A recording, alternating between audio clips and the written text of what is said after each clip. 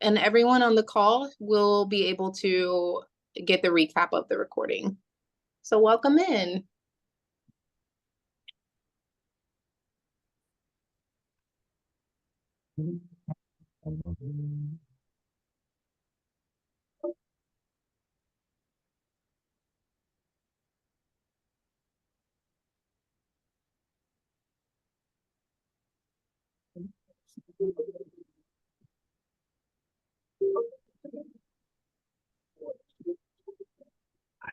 I got you. I got you, Candace, so we can't hear it. I got you.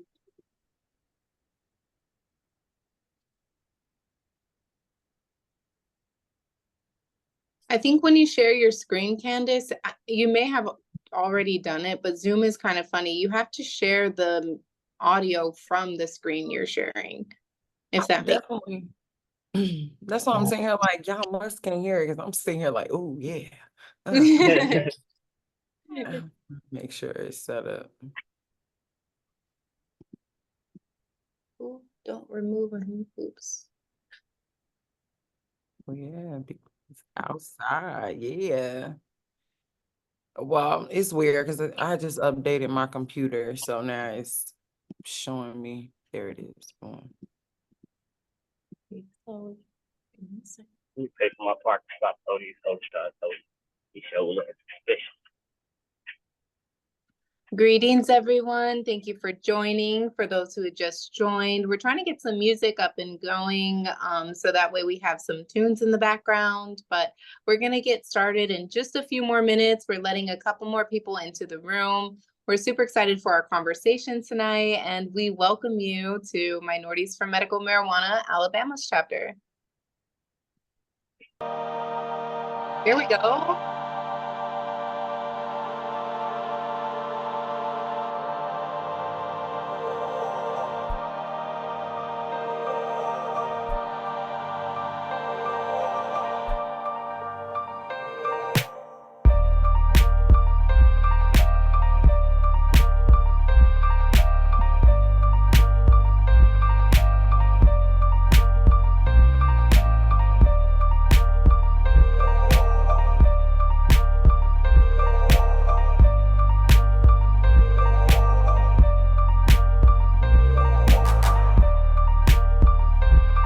Also able to review your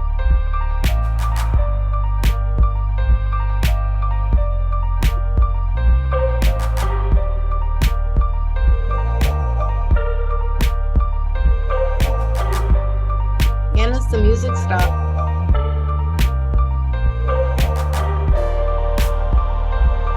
I was really jiving.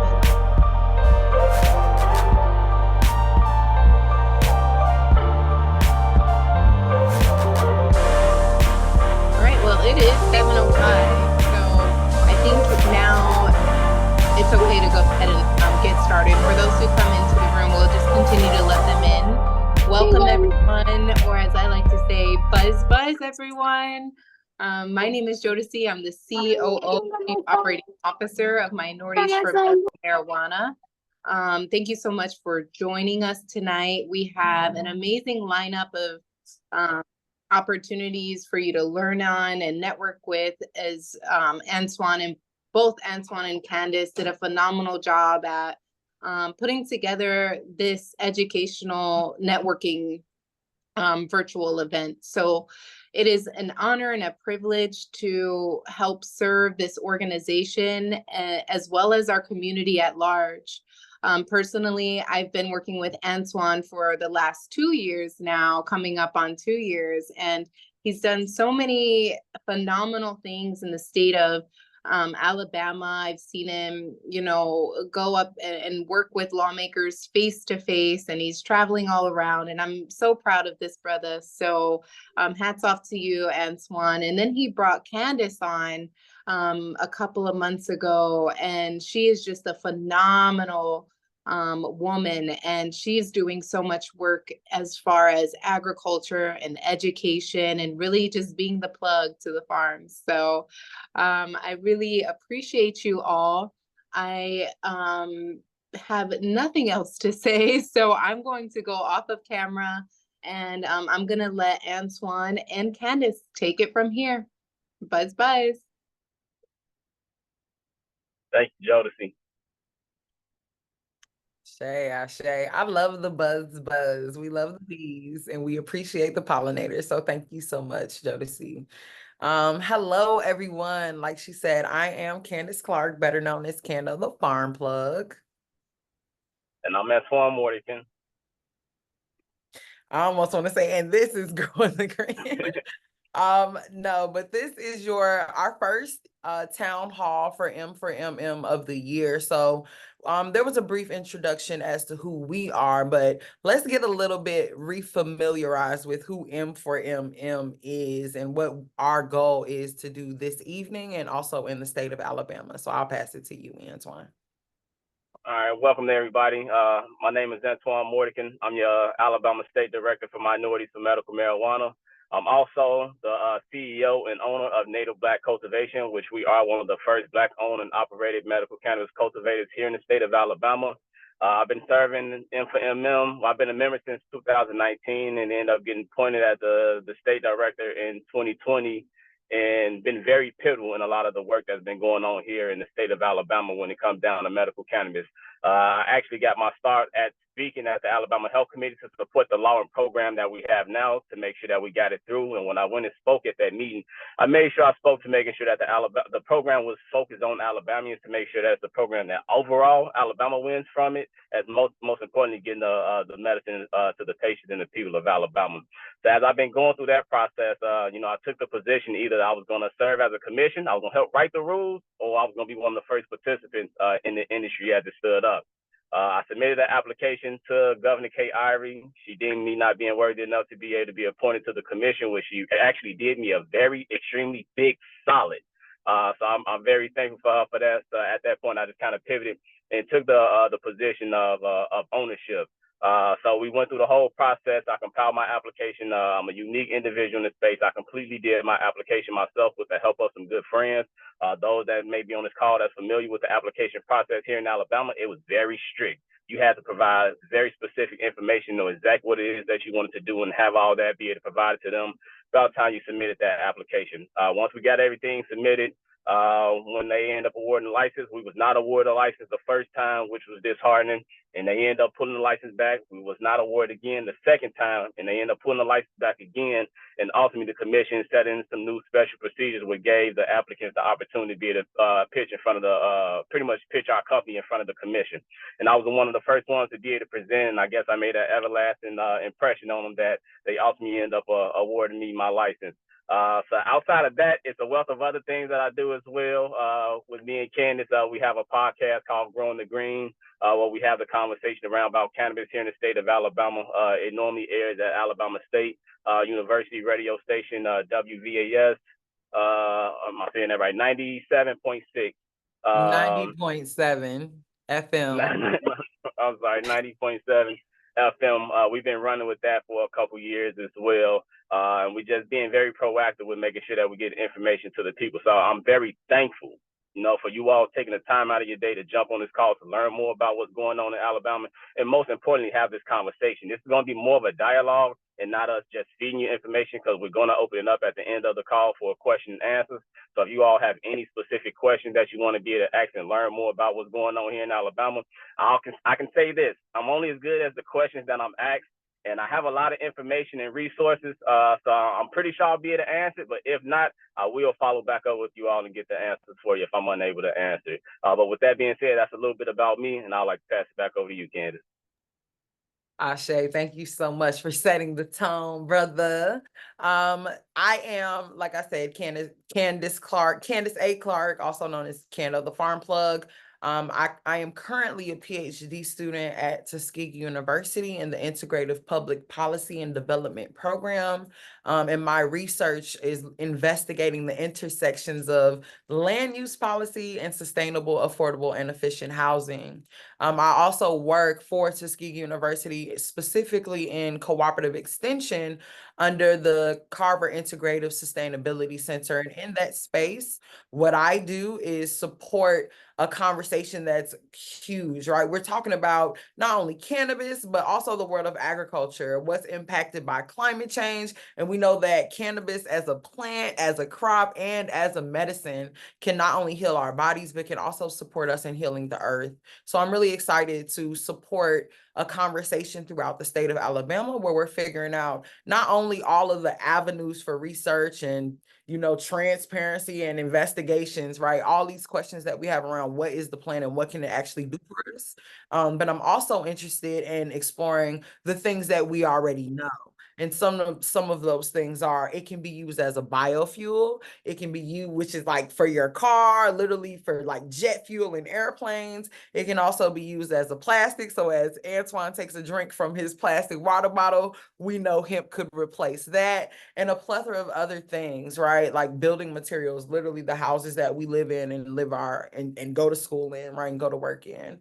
So that's a little bit about us, but I'm wondering if Jodeci, or we also have the wonderful Miss Roz McCarthy on here. So I'd love to make a little bit of space for you all to talk about who you are, what you do, before we get into the news, to give people an update. Because I know people have been hearing a whole bunch of things about cannabis in the news and what's happening with the DEA. Is it legal? Is it not? We're going to unpack all of that. But before we do that, I just want to give these wonderful ladies a little bit more room to let you know who exactly M4MM is and why you need to be. Absolutely. So that's actually me on the other line. Mini Roz here. Roz is our fearless CEO and founder of Minorities for Medical Marijuana. We were established in the beautiful state, sunshine state of Florida 8 years ago. We just hit our 8-year anniversary on May 10th.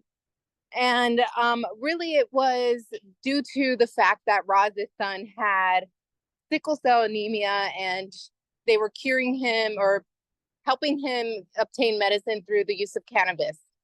With that being said, now that we've hit our 8 years, we have 10 grand national programs that service the community in safe access. So providing the community, veterans, low income patients with the opportunity to be seen by a physician at no cost.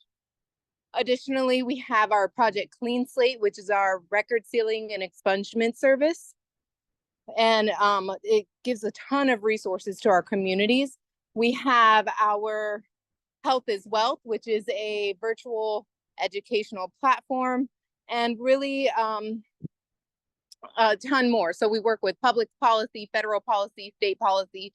Our team just went out to Washington, D.C. in April, and they met with over 35 lawmakers face to face and really developing those relationships. When it comes to federal policy, M4MM stands at the forefront of the lines to implementing policy and making an impact as we build a pragmatic approach to legalizing cannabis and using industrial hemp. So building the framework around what these programs are going to look like from a federal level. And we got to give it up to Eric Foster, our National Policy Director, for his grand work in doing so. We also have Sow the Land, which is our industrial hemp educational platform. We do hemp symposiums every year. M-Procure is our supplier diversity program that really helps those who are in the supply chain in the cannabis industry who are contract ready get contracts. And we do pitch fest, matchmaking, and summits there. We just had a 7-hour summit on May 11th, and we had over 200 people show up. So now we'll do a part 2. We'll do a pitch fest, matchmaking. It's going to be the bomb, and that's going to be on July 15th. So there's so much more that we do as an organization, but those are our main programs that really drive the forces behind our community involvement. So when it comes to our community, our focus is social equity, social justice, health equity, and community impact and education. So Roz did a wonderful job at laying down the seeds, and we're continuing the grow. We're literally, we're continuing to grow. So it's an honor and a privilege to work alongside Roz and work alongside Candace and Antoine. If you were wondering what the buzz is about, I make the world's most luxurious honey brands, and it's infused with CBG. And I started out in this industry about 7 years ago now in Las Vegas, in Viva Las Vegas. I worked with the Chamber of Cannabis. I was a bud tender and the whole nine. I actually had a cannabis DUI in the state of Las Vegas, not because I was being irresponsible like driving, but because I was outside in a cannabis function and I was the one that got caught. So with that being said, it allowed me to implement new policy for the DUI reform in the state of Nevada, and the show must go on. So it's been an honor and a privilege to work alongside so many incredible people, and that really plugs it in. I am a pollinator. I do a couple of different things in the industry, but most importantly, I'm a healer and I'm a woman. So I love it. And I love you all. Thank you so much for joining. I'll drop the link to become a member. We do have several various levels of membership for you to join. We have a free membership. And if you're looking to gain more access and resources, we have other levels as well, like the Canapreneur and our small business membership. So I'll make sure you guys all have that link. And I think that's all. Thanks, everyone. It's such a pleasure to meet you. Ashe, thank you so much, Jodeci / the beautiful Miss Roz. We know in your spirit. Thank you for sharing these stories. So just a quick overview of what we're gonna do for the next 15/20 minutes. We're gonna go through and give you guys an overview of some of the things that are popping in the news that you really need to know about. Some things you may have heard, some things you haven't heard, but we're gonna take some time to just let you know what they are. And then after that, we'll open the floor for any Q&A that you all may have about anything, be it the news that we share or your general questions around the industry, on and on and on. After that, we'll also have a beautiful amount of time for shameless plugs, where anything that you all also as a community have going on, we want to give you space to amplify that, because of course, we're advocates. We care about people. We care about the purpose. We care about the plant, but we also care about each other, right? And in a very serious way. So we show up in virtual community, and there are more opportunities for us to support each other in real life. So we'll take some time to amplify those opportunities around 6:45 during the shameless plug session. And then we're going to wrap up with a couple of calls to action and some contact information. But up next, we have the news. So I'm going to pass it to Antoine, and he's going to let us know about some of the things that I'm pretty sure y'all want to know about. Okay, so boom. We have a lot to discuss. And we can actually start at the new news we've been getting at the federal level.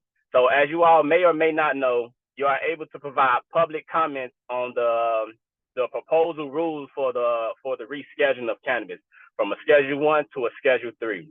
Now, I'm not sure how many folks done took the time to be able to read that rule. I spent a little bit of time in it earlier today, and I offered some comments from my company, but I'm going to also offer some additional comments from my personal side of it. And it had a nice, it had a few things in there that I support, but overall, it's not decriminalization. The criminalization of cannabis will still remain the same. It will offer more opportunities for bankings to be able to get involved, to be able to provide more access to capital, which is extremely beneficial for me as an individual that's just starting up and setting up my company here in Alabama.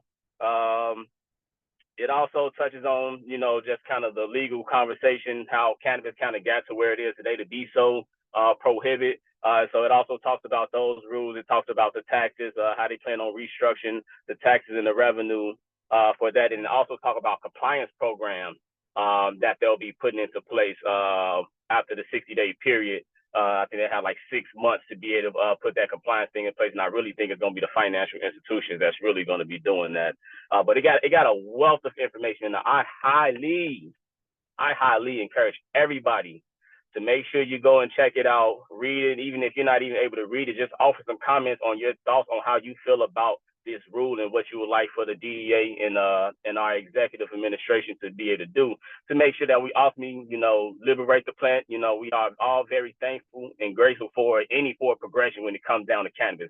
So I feel like we got some momentum, but we must keep our foot on the gas. This is not the end all be all, and we can't just end it there and accept what it is that they kind of pitching to us now. Antoine, if I may, M4MM will be coming out with some key points for our members and our audience to help them develop what they can say to these regulations as the public comment period is open. That should be released next week. We're working on it right now, so making some key points and sentences so that everyone could, of course, make your own judgments and statements, but this can also help if you're like, oh, I don't really know what to say. Thank you, Jodeci. Yeah, we definitely gonna need that because it's a lot of information out there for folks to be able to swim through, and we just want to make sure that we provide y'all with everything it is so you can be able to make an educated decision about how you feel about everything. But let's go ahead and roll into Alabama now. So the status of the cannabis industry in Alabama, as I would say, it is moving. And I can say that from an actual owner and cultivator. So those that may not be familiar, Alabama allowed for medical cannabis to be, the bill was signed in 2021 that allowed for medical cannabis for certain conditions, but nothing smokable, no vape. There had to be in the form of gummies, tinctures, nebulizers, suppositories, capsules, patches, inhalers, and things like that. And we have went through, we 3 years after that bill being signed, and we have yet to be able to get the medicine to the patient, to the people of Alabama. But I'm working hard. I'm working extremely hard on that. So to be able to provide y'all with a status of everything, myself as one of the licensees holders, so once I was actually issued my license, that was December 29th of 2023, the state of Alabama gave myself and all the other cultivators 60 days to become operational. So we had to get certain parameters and everything in place. We had to get fencing, security, for infrastructure and everything in place. Had to already have raw material. Like once they give us the okay and we pass inspection, they want for us to be able to go ahead and start growing. So as of March 25th of this year, I actually passed my inspection, and I'm now operating, which I'm actually growing some amazing flower that'll be ready here very soon, and I'm hoping to be able to get it to the patients and the people. So those that may not be familiar, Alabama is a limited license state. It only allows, the program overall only allowed for 12 cultivation licenses, which they only issue 7, with myself and another brother being issued a license. So out of that 7, only 2 of us are Black owned. In processing, they was only able to give out 4 licenses. They gave out all 4 of those licenses. Only 1 of those companies are Black owned. Out of the dispensary license, they gave out 4, but they award them, but they didn't issue them. And 1 of those companies are Black owned as well. They issued 4 secure transportation licenses. 2 of those are Black owned. They gave out one state lab testing license, which that was not Black owned. And then they gave out 5 vertically integrated licenses where they awarded, but they was not issued. And one of those was Black owned as well. So all the licenses have been issued except dispensary and vertically integrated. So everybody else that's been issued license have been getting their infrastructure and everything into place. And us cultivators, I believe right now, 4 of the 7 cultivators are actually growing. With myself being one of those few, we got everything going and moving forward. Then you have your secure transportations. I got a very solid relationship with them as well too. They have infrastructure and they're ready to go. The processors have their process and everything in order. They're ready to go. The only piece we're missing is the dispensaries. The dispensary licenses are currently held up in litigation, as well as the vertically integrated licenses are held up in litigation, which I'm hoping we able to get that figured out here really soon, because the people of Alabama deserve and need this medicine. And with us as a cultivator, it starts with us as the source. Once we have flower, it's ready. Once we have flower, it's ready to be produced. It's ready to be processed to the end products such as the gummies, capsules, and things like that. So it's a lot of work that we got to do, and that's why I'm thankful for you all jumping on this call, which we plan on hosting this every other month, so we can continue to give y'all actual updates on what's going on here in the cannabis industry as well. I know y'all gonna have some phenomenal questions for me at the end of it, and I'll be able to speak directly to those, but I'll also like to provide y'all with some local legislative updates that came out of the last session. So we had a few bills that was introduced in the legislative session in the last session to be able to do a few different things. We had one bill, I believe it was SB 276. This bill was to be to increase the number of vertically integrated licenses from 5 to 15, which I was absolutely against because the industry don't really need 15 vertically integrated licenses now. It also offered some administrative changes to the commission in their process. We had another, that bill did not make it. That bill died. We had another bill, HB 390. Now, this bill did make it through, and it's actually probably on Kay Irie's desk now to be signed. This bill pretty much pulled the Department of Agriculture out of the primary regulators for the cultivators, because that's who regulates me as of right now. As a cultivator, my direct regulator makes sure I'm in compliance with the Department of Agriculture. But they have now, the bill has got through that they are relinquishing that power to the commission, and they will continue to work with the commission, but they will not be the primary regulators for the cultivators. Then we had another bill, which is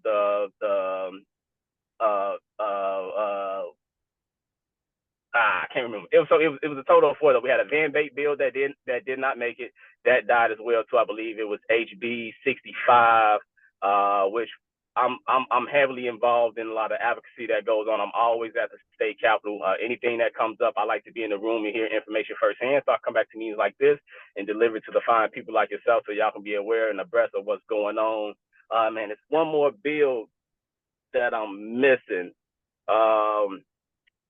I can't think of it right now, but it was a pretty important bill. But to say that one did not pass. The only bill that we got that made it through is the Department of Agriculture pretty much relinquishing their power to the commission for the regulating side of it. And that's the only one that got through, and that's the only one we need to worry about.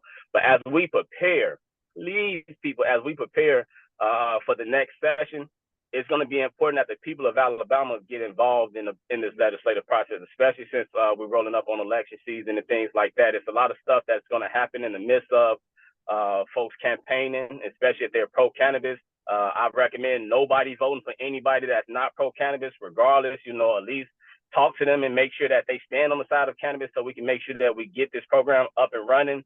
I know some folks here in Alabama, they don't like the program because it's nothing smokable. Right. Well, if you want something smokable, it's for you as people to join in to make sure that you advocate. You let the representatives, you let the senators, you let the House of Representatives know that you want your medicine the way that you wish to take it.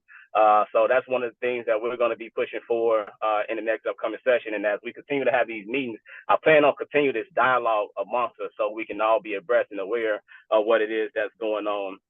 But to be respectful of everybody's time, it's a lot. It is a lot to try to fit within an hour. So I'm going to wrap that up with the news section, and I would like to actually open up the floor for question and answers for anybody that may be. Oh, well, I'm sorry. Go ahead, Ken. Before you open it up, I was wondering if the last bill that you wanted to talk about, was it SB 306, which talked about like the licensing processes that would take away some of the powers from the commission and shift and like spread the responsibility? That's correct. That was another failed attempt from the losers. They wanted to pretty much take the program out of the commission hands and put it into somebody else's hands that they may be able to have a little bit more leverage over, which you'll probably learn as we have this conversation, man. This industry gets real crazy, especially we're now playing it at a political level. But yeah, that is the bill that happened, what that they was trying to get through. So they pretty much trying to revamp the whole program, try to pretty much get it restarted, put it over and put the medical cannabis program with a different entity, and want to try to redo it that way and have them issue those licenses. But however, that bill has died. So thank God we didn't have too many changes. With myself as an owner and operator, I was worried. I'm like, man, everything that I've done already prepared for, I've been preparing for this industry for the past 10 years. I've been fighting for my license for the last 3 years. And man, y'all telling me before I'm even to play the game, y'all gonna try to change the rules up on me? Like, nah, we can't be doing that. We can't be doing that, And I've been so a part of this process, even down to the regulation side of it, when they issued the draft of the regulations to be able to offer comment. Like, I've been heavily threaded and tethered to this industry. Like, it's really my way of life. During the day, I'm an engineer, but at night I tell my folks I'm a farmer and I'm an advocate. So With that being said, that's all that I have for the news. Candace, I'd like to pass to you before we get to questions and answers. No, it is totally question and answer time. I know that it's been a lot going on, so I'm eager to open up the floor. If anyone has a question, feel free to just raise your hand or feel free to just come off mute and come on and let us know what's on your mind. What are your thoughts? What are you wondering about? Who got our first question? Hey, y'all, can y'all hear me? Yes. Yes. What's up, Yeah. Jocelyn? Hey, so I am here in the state of Arkansas, and we are medical only. And at this point, we are becoming more and more progressive with cannabis and really overall making it a patient-centered state. And that is the angle for most people within this industry. However, there's not enough what I like to say, rah going on behind the the equity that comes with hiring more minorities, allowing more Black and brown people to enter and integrate into this industry. And I guess my question is, what does one need to do to become a state representative for this organization to amplify the cause that we have going on here in Arkansas? Buzz, I think that one goes to me. So if you are interested, let's connect on a call. I just posted in the chat some one, join as a member. That's the first thing. Join us as a member. Get involved in what we're doing and really learn about the M4MM family.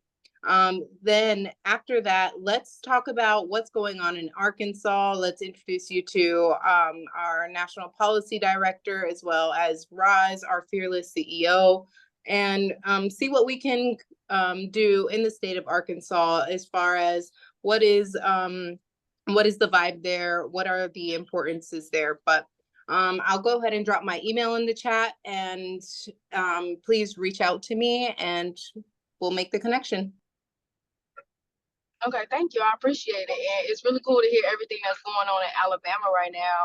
Y'all are pretty close. So, with the progression of cannabis and, the federal changes that are going on rapidly, I think it's, vital that this organization, which I am a member, and I do attend like various panel discussions that you all have when I can. But I think it's very vital that, we continue to advocate, like I said, and reach out. And if there's any way, with my connections as a bud tender here, I started in Illinois in 2020, and now I'm here. And so if there's any way that we can reach out to the cultivators here, because Arkansas is it's pretty close knit, and the cultivators here really do rely on the information from the bud tenders to produce what they need to produce for the patients.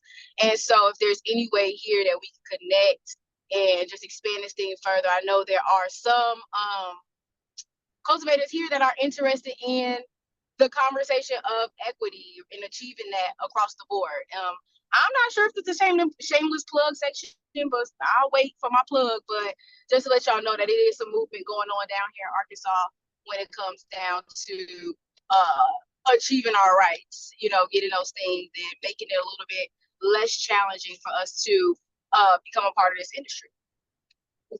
Awesome. Thank you. Yes, the shameless plug session is 10 minutes away. But we want to have the time for the questions. But we love to see you, boo. Yes, fly the flag. Yes. Anybody else? I saw Amanda, you came off mute. Did you have a question or something you wanted to share? A thought or a question?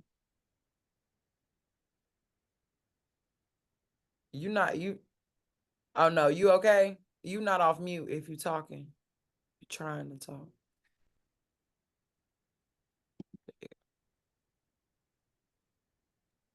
All right. Well, anybody else got any questions? Oh wait, she's off mute. I do not know what happened, but hello everybody, and it's a pleasure to be here. Ashe. Thank you. Okay, Thank you, cool. I'm a part-time teacher, so I have this habit of calling people out and taking them off mute and stuff like that. So it probably wasn't even you. It was me. It was easily me. I see we got Wallace up in DC. Thanks for tuning in, boss. What's up? Saint Wright, Andre Ransom, Alan, Miss Sharon. Y'all got any questions? We want to know. We got Icy up in here, and it doesn't have to be like a super high level policy question. It could be something as basic as what's the difference between CBD? What's all this stuff in the gas station? Like, these are important questions, and I think everybody here, and I don't want to get too forward, but I'm sure that either yourself or someone you know has had an encounter with this plant and the policies around it, right? So maybe you don't have a question for yourself, but maybe you have a question for someone else. So feel free to ask and create. This is the space for that. Candace, I want to say thanks for you all for providing a platform for this. I am Saint. I am in Kentucky, and you know that we are 38 to adopt. I recently finished with my cannabis certificate from a local university.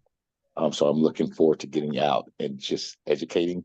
I'm a past principal. I've spent 23 years in education. So again, I want to take that education and take it into this field so that we as a generation can benefit from all the benefits of the plant. So I want to thank you all. I am a member here in Kentucky, our director, CJ Carter, and I look forward to doing the work and us all getting together in one space in this year. Ashe. Are you interested in just the education aspect, or do you have like entrepreneurial? So I come from a family of dispensaries, Black owned. We have luxury leaves that my aunt owns in St. Louis, Missouri. And I have a cousin who is in Muskegon with two dispensaries. One is the Black cannabis. So I look forward to kind of extending that work here in Kentucky. Ashe. Thank you for coming, and thank you for taking some space and letting us know who you are.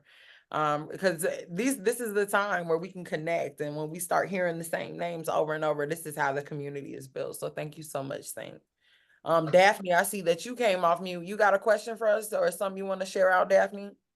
Of 2011, but we'll talk more with Dr. Myers. Hey, Daphne, iPad, my bad, girl. Maybe you didn't mean to come off mute.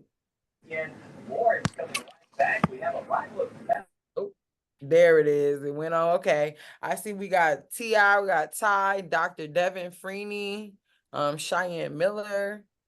Y'all got some questions. I know we got the beautiful Miss Formika Tripp. I know you got a shameless plug for us. But do you have a question maybe about are there any intersections between what we've got going here and like Alabama Arise or any other groups that you know of, spaces, stuff happening?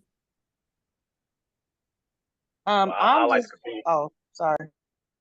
Go ahead. You got it. I ain't know if anybody's gonna say something. You got it. No, I was just saying. I'm looking to learn more because in Alabama it's Alabama. Alabama be bamming. So I'm looking to learn a whole lot more. And as far as Alabama Rise, we advocate. We are member led. So our members come up with the issues and things that we advocate for. But I do know a few years back, this was on a topic. It has kind of always been a topic, but it's like you got to be careful who you talk about it around.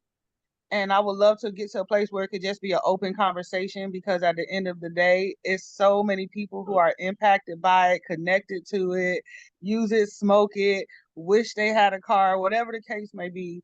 But I do know that this has been a topic for some of the members, but it does feel like overall you kind of got to be secretive about it.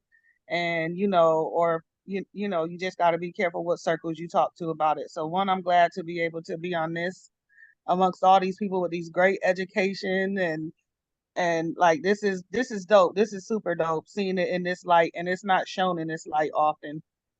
So I'm glad to be here. But yeah, I'm just putting this out there that there are a lot of individual members who would definitely support this, but I know overall it's something that people have just kind of been shamed into, talking about out loud.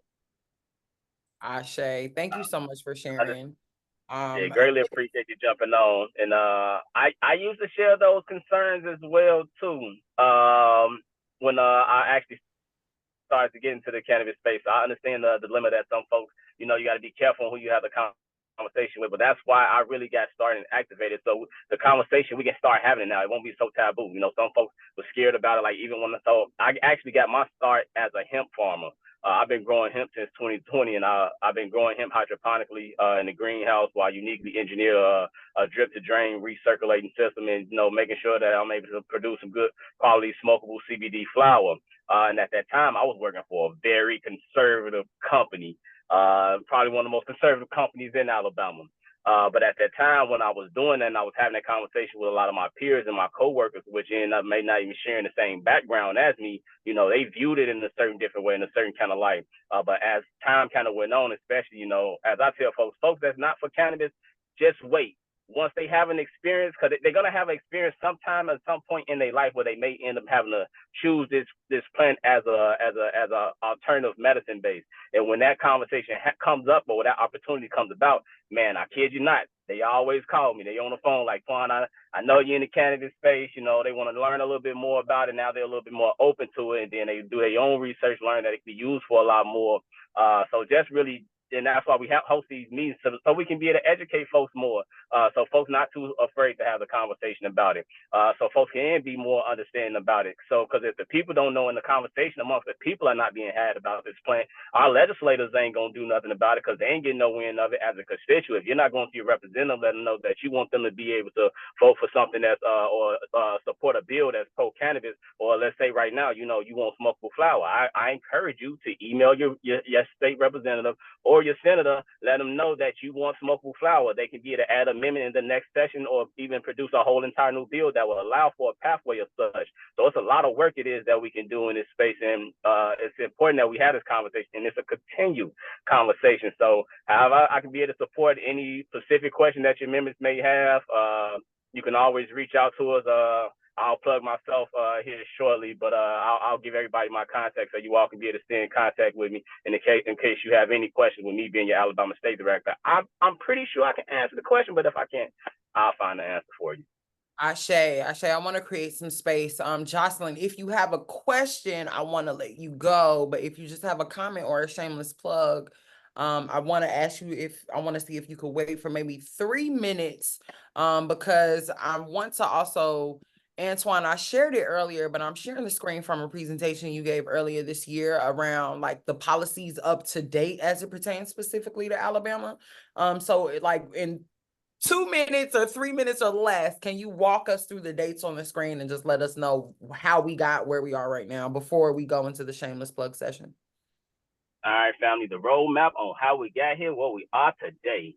So in 2021, that's May of 2021, that's when KYRE finally signed the program. And then in September, they finally went ahead and started structuring everything. So that's when I started to apply to kind of serve on the commission and try to learn more about it. Well, not really learn more about it. I knew all about it. But I was trying to work. But at that moment, I wasn't selected. So after they did their work, in the midst of all that time, they drafted up the rules and regulations. They allowed for like a 30 to 60-day window. I think it was 30 days. They ain't doing no 60 days. A 30-day window for the public to be able to comment and chime in and share their thoughts about the rules and regulations. And then they produced the final draft. And then in September 2022 is when applicants was actually able to request the application and start applying. So September, you requested. October, you started to fill it out. We had to have that application turned in by the end of the year. So December 31st of 2022, I'm sorry, if your application wasn't submitted, you was no longer able to be considered. And I think at that time we had like 600 or so folks that was interested, and then it ended up falling off. I can't remember the number, but it was a drastic drop off from those that actually requested the application that actually got it submitted. It was only like 10%. 10%. Yeah. When folks saw that application, I kid you not, that application was tough. If I wasn't as studious and having an engineer background or probably having a weird way of thinking about things, I probably wouldn't have been able to complete that application myself. But however, I took that time, even if I wasn't going to win, I took that time to learn more about it because I knew how in other states, when it came down to social equity applicants, I don't really like to consider myself a social equity because I ain't compete on that field. But social equity applicants or just people in general, they don't be having the resources to be able to know what it takes to be able to compile that application. So I want to go through that process myself. I want to touch every page, every piece of that application, so I can be more of a resource and an asset to the people that want to be able to get into the space in the future. And I can be able to provide you with that information without charging you hundreds of thousands of dollars to be able to help you out with your application, because it was ridiculous what they were trying to charge me to help write my application. I got quotes from like $80,000 to up to $250,000 to help me write my application. I'm like, nah, dog, I'll do it myself. So I got all that figured out. We got all that submitted. Then June of 2023 is when they did the first round of awardees, which they end up pulling those back after recognizing they had some deficiencies in how they went about tabulating the scores and things like that. Then in August, they end up re-awarding those. Like, oh, well, let me jump back. In that June award, no black-owned company was issued a cultivation license, which a lot of folks really didn't recognize, which they probably really didn't care, which that's cool. But of course, I'm paying attention to those things. And then in June, they end up in August, they end up re-awarding those licenses, which they did end up picking a minority-owned company. Where I have to give a shout out to Iron Farms, George Poindexter over there, because he was actually really the first true, in my eyes, the first black-owned medical cannabis cultivator that was awarded a license. But then more lawsuits went crazy, folks upset about the process, and the commission wasn't doing a very good job at pretty much communicating and being transparent.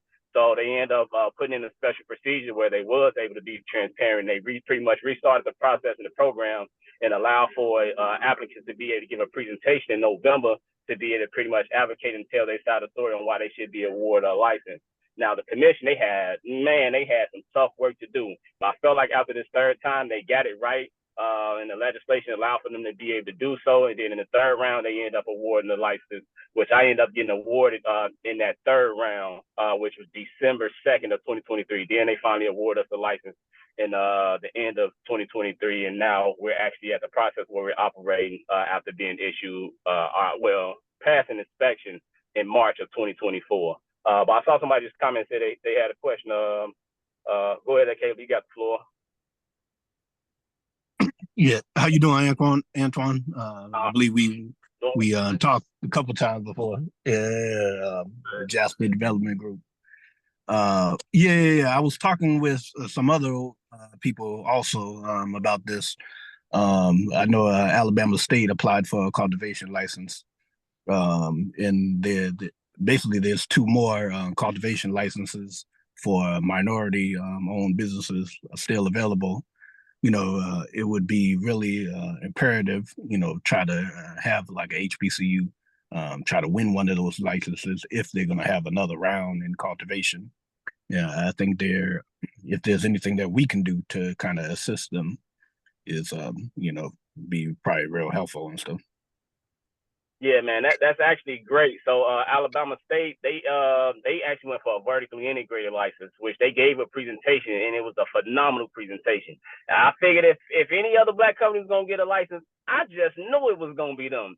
But Tuskegee University also partnered up with some folks and went for a license on that side as well too. And now with none of our HBCUs being awarded a license or issued a license, it offers a unique opportunity. With me being a license holder and a cultivator, it offers a unique opportunity for partnerships amongst myself and my company with the universities and the HBCUs, which we can do partnership in the aspect of research, which this is what I ultimately aspire to do, to get our universities more in this aspect of research, to be able to create develop a workforce, create certification that we can have, certified people to come work and enter this industry. Because as of right now, we don't have all that, and this industry is going to require a wealth of things as well. I want to be able to create a pipeline from the HBCUs to the cannabis industry, as offer interns and co-ops. Like, you don't necessarily have to touch the plant to necessarily be into the industry, which this industry requires every level of profession, from CPAs, from attorneys, from architects, from electricians, from lawn service guys, from HVAC guys. Like, this industry requires everything. And I'm in a unique position as an owner that I know these things, and I can be able to prioritize, minorities for these opportunities, because I really don't expect any other company to do that, especially if they not, nobody. When I enter the room, I happen to be one of the only few minorities in there. that was actually advocating for it, and just when I was being in that room for the conversation, we wasn't present. We was not at the table. We was really food. They was gonna feed on us because they really saw us as the patients, as the consumers. They didn't see us in the light of being owners, and being able to be very intimate in the process of it. So that's when I took the position of as an owner, so I can make sure I create a pathway in the lane to be able to do so. So yeah, I'm all with it. Yeah, we need to get more licenses out there, and however I can be able to help, and we'll definitely stay in touch as this continues to grow and develop here in Alabama. Ashe, thank you so much, Caleb, for sharing your thoughts. So we are officially into our shameless plug session. As we're about to wrap up, we want to respect everyone's time. I pride myself on being able to host it 1 hour and staying within those 60 minutes. So before we totally transition into this, if there's anyone else with a question, also feel free to share your question. And as we do the shameless plugs, if someone can answer that question, then we'll roll that in. But immediately, something for you all to just write down on your handy dandy notebook is that our next meeting for Alabama M4MM is going to be in person during Juneteenth at the Tuskegee Square. So we will be hosting an expungement clinic. So please stay tuned so that you can get more information about how to participate in that. So again, if yourself or someone you know has been impacted by this war on drugs, specifically within the state of Alabama, we will have lawyers on site that can help kind of clear up that record and open up that lane of opportunity. And then our next town hall meeting will actually be August 29th, 2024. And we also want to shout out, of course, M4MM. They have the next, oh, excuse me, I'm thirsty. The next General Assembly or mass meeting will be June 11th. And I know Jodeci has been dropping the link for that in the chat.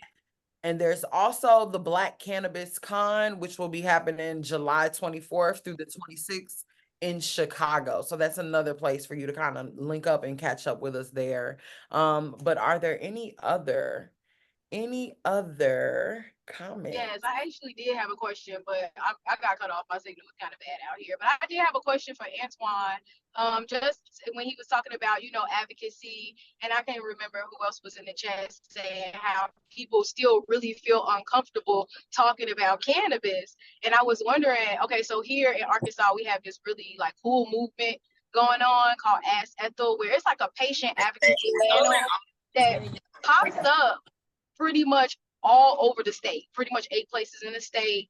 And the panel consists of, people with various backgrounds who are patients, but also some of them are lab technicians to, basically ensure the people of what they're getting and what they can expect from cannabis. And, since the numbers have doubled since it started this year, but also patient registration for medical cards have also been up as well because people are more informed. Like there's a doctor who is well certified in prescribing these cards, but also he's very certified to tell you how cannabis and the endocannabinoid system works within your body. So I was just wondering if you all have anything like that in Alabama to kind of just get people prepared for what's to kind of come, because it's sounding like cannabis is going to happen in various ways in Alabama, the flower, all different forms. So it's like, do you all have anything in place to get your patients informed prior to all of these major changes that are, bound to happen? I'm going to say yes and no.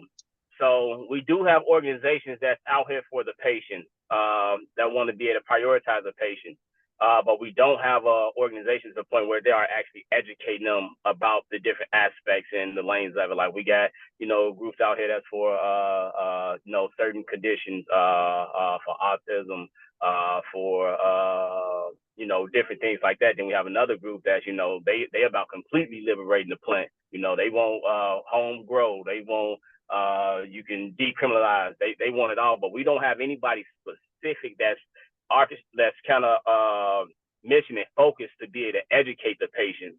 So I think we have a phenomenal opportunity to bring something like that here to Alabama, because that's going to be the most important thing. And that's what I've been pretty much preaching, which I also said in my presentation. Like, it's going to be important that we educate the patient. Because if we don't have an educated patient, we really don't have a program. Like I'm a grower, I'm a farmer, I'm growing the medicine, but I'm just not out here growing weed and just trying to sell you weed. I'm not just trying to make a buck, even though I know I'm going to make money, but that's not my motive. That's not what drives me. That's not what gets me going.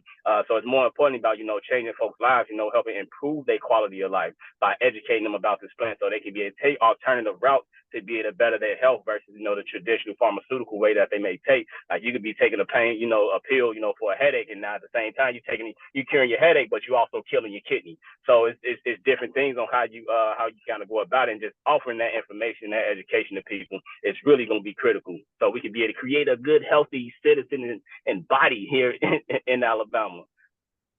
But I appreciate that question. Yeah, we ain't got it. If you got, I love to stay in contact. I guess I'll go ahead and plug where everybody can find me. If you guys want to keep up with me, you can follow me on LinkedIn. I'm Antoine Mordican on LinkedIn, or you can also connect with me via email at info@nativeblackcultivation.com. Once again, that's info@nativeblackcultivation.com, and I'd love to be able to continue to connect. And I think that's something very critical that we need to bring to the state of Alabama, so we can make sure that we prioritize the patients out here, especially educate them along the way. Because my company gonna do that, but I'm only one man in one company, and I wear a whole bunch of hats. So I would love for the people to get involved and help out with this fight.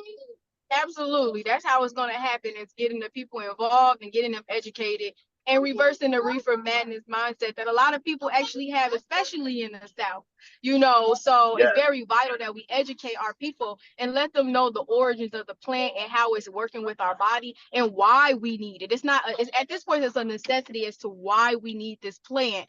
And give, people who have transitioned from man-made drugs with critical conditions, qualifying conditions, who can testify to this plant reversing so much damage within their body. And it really does change a lot of things. It'll change you. Even being in this industry, hearing the stories will change you and how you are going about going forward to make a movement. So anything that, we can do here in Arkansas to help, to amplify, and to organize, just, I think I do follow you on LinkedIn already, but yeah, we definitely can, continue the conversation. I think it's so important. It's so important. Awesome. I greatly appreciate it. Yeah, we got some folks out here that's doing phenomenal work, and shout out to those folks and those groups for joining us in this fight and advocacy. Yeah, but we all got to play our part. We can no longer continue to operate in silos, man. We got to come together to be able to make this thing happen here in Alabama. So wherever we can be to get help from, especially from our neighbors, it's all love and definitely appreciated. Ashe. So I want to be sure that we have time for more shameless plugs. So we got about 2 minutes left before I'm gonna be sad we done hit our mark. But I'm just playing, y'all. I'm not gonna be sad because this is the work. This is, the organizing on the ground, the work that needs to happen. So yes, I see everyone in the chat. Even if you don't want to take up space orally, that sounded funny, take up space by talking, you can always utilize the chat and let us know your thoughts, where people can find you at. If there was someone who said something that really touched you and you want to be sure to stay connected with them, please utilize these virtual spaces. So just to reiterate again, if you want to come rock with us in person, we'll be in the Tuskegee Square on Juneteenth, starting at 11 a.m. and it'll be ending around 7, maybe 6:30. And then we'll also have our next the town hall for the overall M4MM. So if you want to know about what's just going on with everybody everywhere, you're going to be sure that you sign up and be sure that you're present on June 11th. You'll be sure that you sign up and stay present with us for August 29th and pull up on us on June 19th for Juneteenth because it's lit. Is there anyone else who has something going on that you just want people need to know about and you want people to be plugged in with what you got happening? I wanted to piggyback off of what you were saying on membership.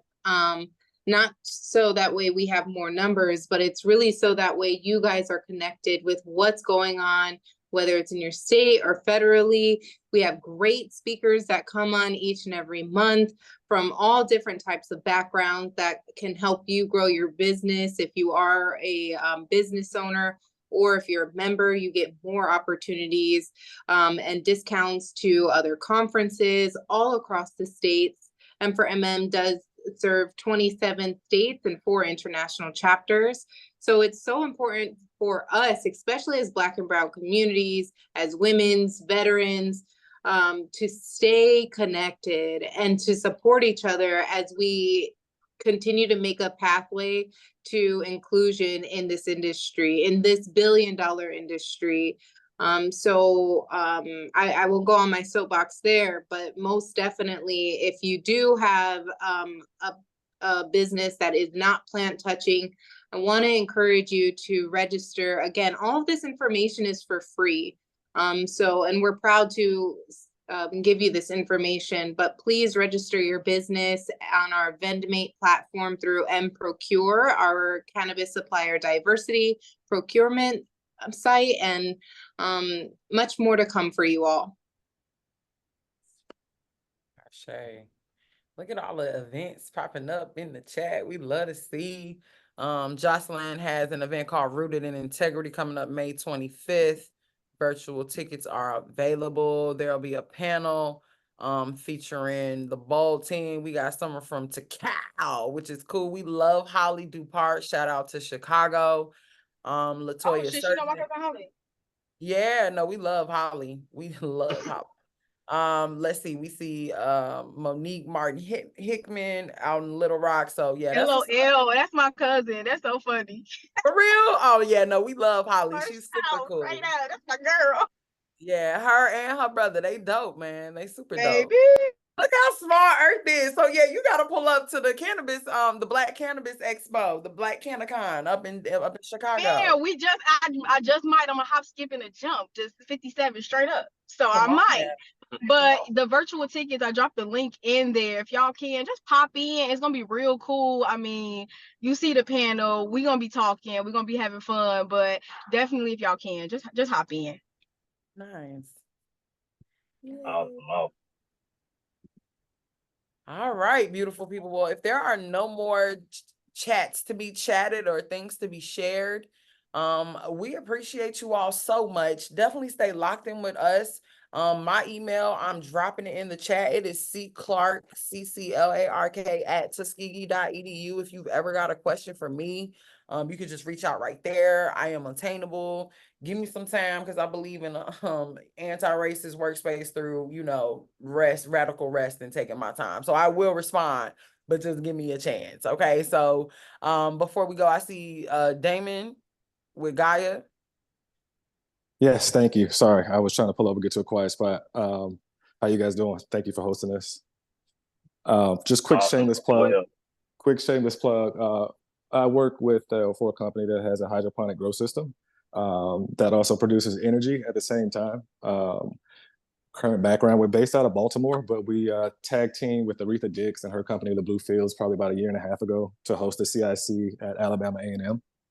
So we've also done some community work in Alabama and Montgomery. So that's kind of how we're tied to the community. Anybody that's growing indoor or hydroponically would love to have a conversation with you. And I'll end it right there. Thank you for the time. Yes, and I will shamelessly plug on top. I got you. Yes, in addition to Gaia Box, we actually featured Thaddeus Payton. He's also a partner in the Gaia Box innovation. And we had an awesome conversation about all of the things that box can do and what really makes it stand out and stand apart. So shout out to the Gaia Box. Shout out to you, Damon. Is it Damon? I feel like I'm saying it wrong. Shout out to you, Damon. Is it Damon? I don't know. You're not telling me, so I'm gonna just assume I'm correct. But shout out to y'all. It's Damon. Sorry, I'm dropping my email. You're fine. Okay, I'm about Damon. I sound crazy. It's like, hey, Ron. I know everybody's seen that. But yeah, so shout out to y'all. And if you all want to see that video, be sure that you are following up on us on CISC.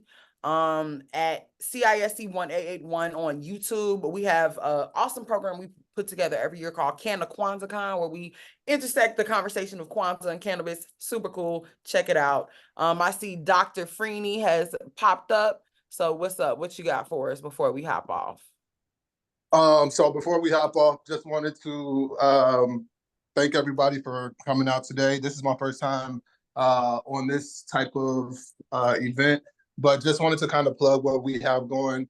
So I am the CEO and owner of a company called Urban Grow Group.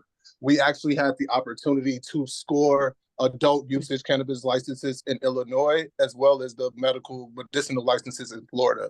So what we're kind of working on now is we're actually going from state to state as they're kind of going into these adult usage. We've submitted applications for dispensaries and transportation licenses in the state of Missouri, Maryland, and we're working on New Jersey right now. So I love what you guys are doing. Just wanted to kind of hop in, say hello, let everybody know what we're doing, and tell you guys I'll be a part of this for longevity. Yeah. Awesome. Yeah, Well, you brother. Thank you. We love to see it. Thank you so much, Dr. Freeney. Ashe. Well, I'm not gonna overhold y'all. We Antoine, if you feel good, I'm gonna let you close us out. I'm gonna give you the honors, bruh. Well, once again, everybody, it is an absolute honor and privilege for y'all taking such a sweet hour out of your day to be able to jump on this call and to be able to have this conversation with us. I'm looking forward to the conversations we have in the future. I'm looking forward to us actually connecting in person. We're going to continue to have these events and keep this conversation going. And if you all need us, our information is in the chat. Please tap in with us. Join the membership so you can be able to get the information. You can stay up to date on everything we have going on, let alone here in Alabama as well across the nation. So with that being said, I love you all, and you all be blessed, and talk with you soon. Till next time. Ashe. Peace out. Be